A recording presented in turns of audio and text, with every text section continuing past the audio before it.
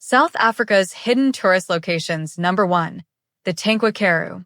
Tankwa Karoo is one of South Africa's most remote national park experiences, a vast semi-desert landscape between the Cedarburg, the Rogaveld Escarpment, and the Tankwa Desert.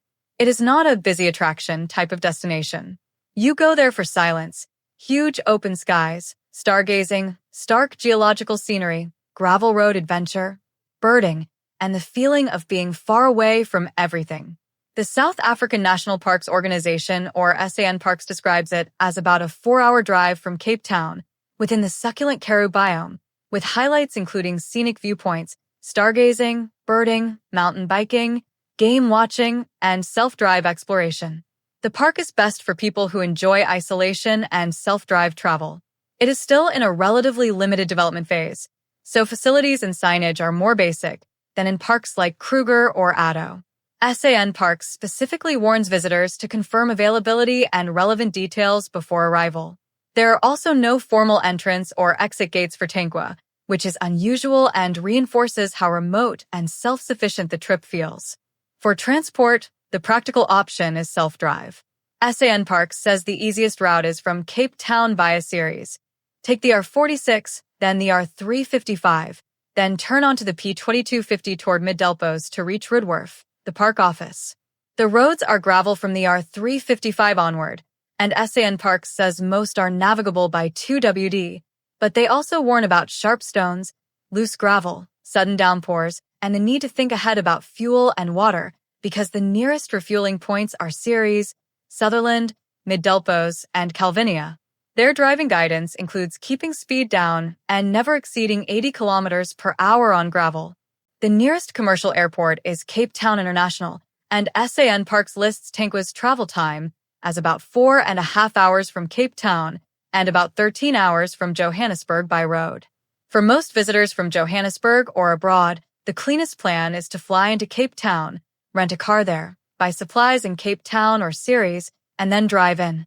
The park also has an airstrip for fly-ins, but that is not a scheduled airline option. On visas, if you are already in South Africa legally and this is a domestic trip, you do not need a separate visa for Tankwa. If you are visiting South Africa from abroad, the South African government says some nationalities are visa-exempt, while others must obtain a visitor visa before travel. Visas are not issued at ports of entry. Tourism visas are generally issued for visits up to 90 days. For costs, Tankwa is one of the more affordable SAN Parks destinations on entry fees, but your total budget depends heavily on vehicle choice and accommodation. SAN Parks' current 2026 to 27 daily conservation fees for Tankwa are 63 rands per adult and 32 rands per child for South African citizens and residents, 130 rands for adults and 65 rands for Southern African Development Community nationals, and 295 rands per adult and 133 rands for international visitors. Current listed accommodation examples on the park page show campsites from 192 rands per night, while available guest house units shown on the main page start from around 1764 rands per night. A realistic budget per person for a 3-day and 2-night self-drive trip from Cape Town looks like this. 1. Shoestring camping costs about 1,400 to 2,300 rands per person. 2. A mid-range shared cottage or guest house, about 2,800 to 5,000 rands per person. 3.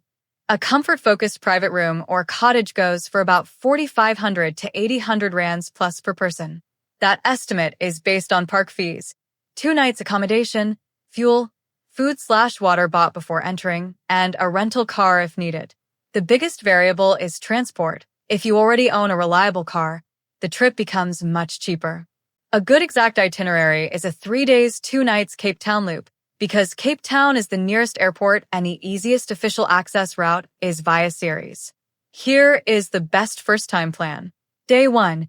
You travel from Cape Town to Ceres to Tankwa Karoo by the Roodworth Rest Camp area.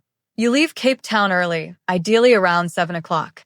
You then stop in Ceres for fuel, groceries, drinking water, tire check, cash/card sorted, and any last supplies.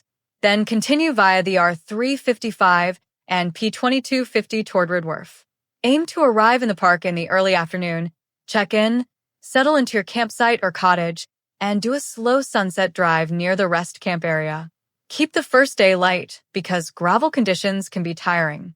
On day 2, you use the full day for the core Tankwa experience: scenic viewpoints, birding, game watching, photography, and quiet stops.